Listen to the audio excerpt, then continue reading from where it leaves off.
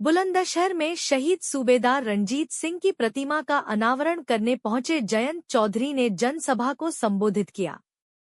कार्यक्रम में हजारों की संख्या में लोग मौजूद रहे। जयंत चौधरी ने मंच से कहा कि उत्तर प्रदेश और केंद्र सरकार किसानों के हित में काम कर रही है।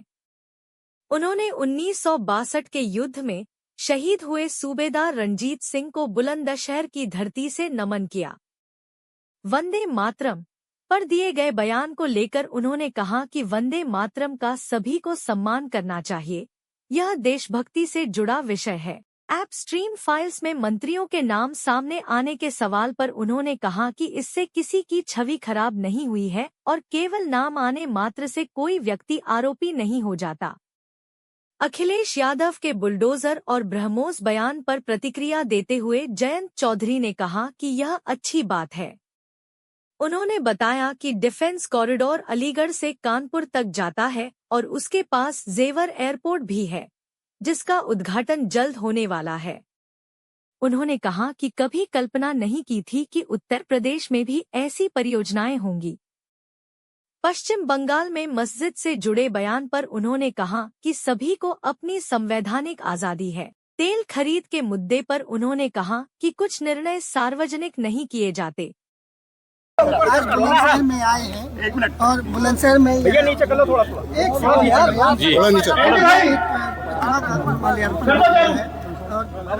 सूबेदार रंजीत जी 62 के युद्ध में शहीद हुए थे, महावीर चक्र विजेता। आज उनका नमन किया है, श्रद्धांजलि उनको दी है और उनकी स्मृति में यह कार्यक्रम पूरा हुआ और मेरा सौभाग्य है कि इस अवसर पर मैं उपस्थित हूँ। उनकी मूर्ति का अनावरण। कुछ लोग जो है वंदे मातरम का विरोध कर रहे हैं, तो उनको किस नजरिए से देखें? उन्हें राष्ट्र की भावना समझनी चाहिए। राष्ट्र की एकता के लिए, अखंडता के लिए बुलंदशहर के घर घर ने कुर्बानियां दी, तो ये उस भावना का अपमान है। हमारे मंत्रालय ने उनको लिखित में जवाब दिया है और जवाब मांगा है, क्योंकि वो स्किल इंडिया के सेंटर निजी संस्थान है। अगर उनको प्रधानमंत्री कौशल विकास में कोई टारगेट नहीं दिया गया तो फिर अगर वो बंद पाए गए हैं तो वो सरकारी संस्थान है।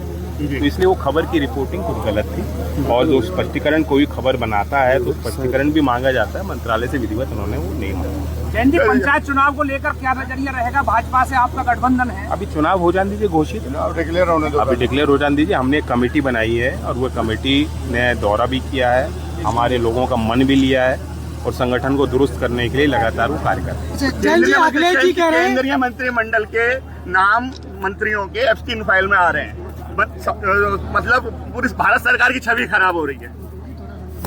एकमात्र नाम आने से छवि नहीं खराब होगी, क्या संदर्भ है और किस विषय पे उनका नाम आया है, किसी ने कुछ लिख दिया, क्या किसी भी क्राइम में वो शामिल है, नहीं है, तो ये अटकलें लगाई जा रही हैं और विपक्ष का काम होता है, वो अपना काम कर रही है विपक्ष। मैं उस पर ज्यादा और कोई टिप्पणी नहीं देना। अच्छा जयंत जी, अखिलेश जी कह रहे हैं कि पहले बुलडोजर चल रहा था, अब ब्रह्मोस चलेगा, उसको लेके क्या है? बहुत अच्छा है, डिफेंस कॉरिडोर के हम बगल में है और ये डिफेंस कॉरिडोर अलीगढ़ से शुरू होता है, कानपुर तक जाता है।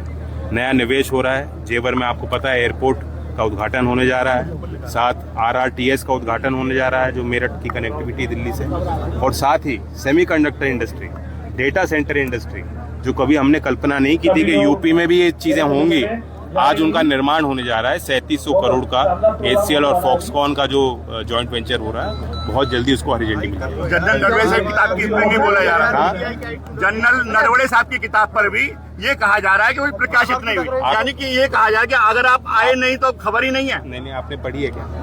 बिल्कुल दिखाई गई है, राहुल गांधी ने, LOP ने दिखाई है। आपने तो नहीं पढ़ी? नहीं पढ़ी ना, उन्होंने बताया है।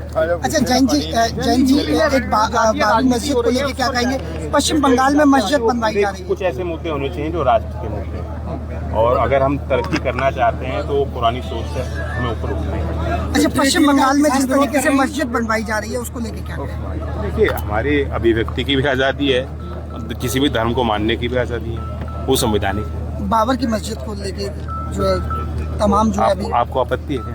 भारत अमेरिका ट्रेड डील को लेकर किसान विरोध प्रदर्शन कर रहे हैं, कलेक्ट्रेट पे धरना प्रदर्शन किया, किसान यूनियन के बैनर तले। अभी हुआ है डील, फाइन प्रिंट किसी को पता है, क्या प्रभाव पड़ेगा लोगों ने समझा है? नहीं। ये कुछ संगठन है जो अपना नेतृत्व जमाना चाह रहे हैं, वाकई किसान को इससे कोई लेना देना नहीं। कोई बाहर से फसल यहाँ नहीं आने वाली। जिस फसल में उत्पाद में हम आत्मनिर्भर हैं, उससे हम हमारे किसान की उस उपज से कोई मुकाबला बाहर से कोई आप आयात करेंगे नहीं हो पाएगा। $500 अरब का व्यापार करना पड़ेगा इसको लेकर। नहीं, ऐसा कुछ नहीं, ऐसा कुछ वो अपना दावा ठोक रहे हैं जी। हमें अपने सरकार पे और अपने नेताओं पे विश्वास है। सीएम तो मजबूरी रही कि सब वेनेजुएला से तेल खरीदना पड़ा, रशिया से बंद कर देनी पड़ी, ये मजबूरी नहीं रही।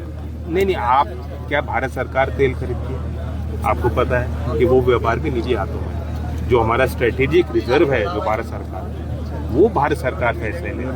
कई पहलू होते हैं, सारी चीजें बाहर नहीं चर्चा के विषय नहीं होते, लेकिन कोई आलोचना करना चाहे तो जन जी, सीएम योगी ने शंकराचार्य को लेकर बयान दिया है कि शंकराचार्य कोई भी ऐसा नहीं हो सकता, ये बहुत सम्मानजनक पद है, और समाजवादी पार्टी ने क्यों लाठीचार्ज कराया, क्या कहेंगे सर?